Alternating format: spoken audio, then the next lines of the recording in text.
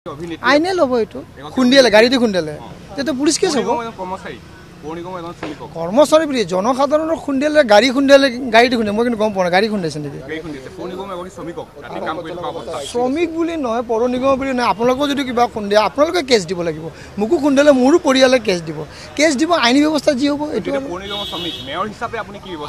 mayor হিচাপে তেওঁ শ্ৰমিকক আমি যি দিব লাগে তেতিয়াতো বেলেগ কথা কিন্তু তেখেতৰ আমি এটা আপোনালোকৰ শ্ৰমিকসকলৰ আমি এটা বেংক একাউণ্ট খুলিছোঁ আমাৰ এইটো ICICI বেংক নহয় আমাৰ HDFC বেংকৰ খুলিছোঁ যিসকল শ্ৰমিকে আমাৰ তাত কাম কৰি আছে ৰেগুলাৰ শ্ৰমিক তেওঁলোকৰ বেংকৰ একাউণ্টটো চেলাৰী একাউণ্টটো আমাৰ তাত দিছোঁ তেওঁলোকৰ যদি তেনে ধৰণৰ অসুবিধা হয় ভগৱান নকৰ কোনোবা যদি মৃত্যু হয় এনেধৰণৰ এক্সিডেণ্টত প্ৰায় 2 কোটি টকা পাব ইঞ্চুৰেঞ্চ আমি কৰিছোঁ ইয়াৰ লগে লগে তেওঁলোকৰ যদি কিবা হাত ভাত তেনেধৰণৰ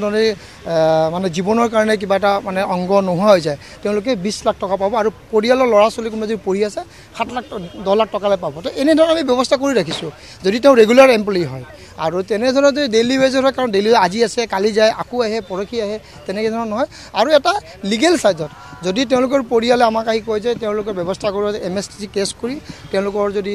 ট্ৰিটমেণ্ট লাগে বা তেনেধৰণৰ লাগে ক্ষতিপূৰণ লাগে সেইটো দিব তেখেতে অভিনেত্ৰী হওক বা প্ৰধানমন্ত্ৰী হওক কিন্তু বস্তুটো দিবই লাগিব ঠিক আছে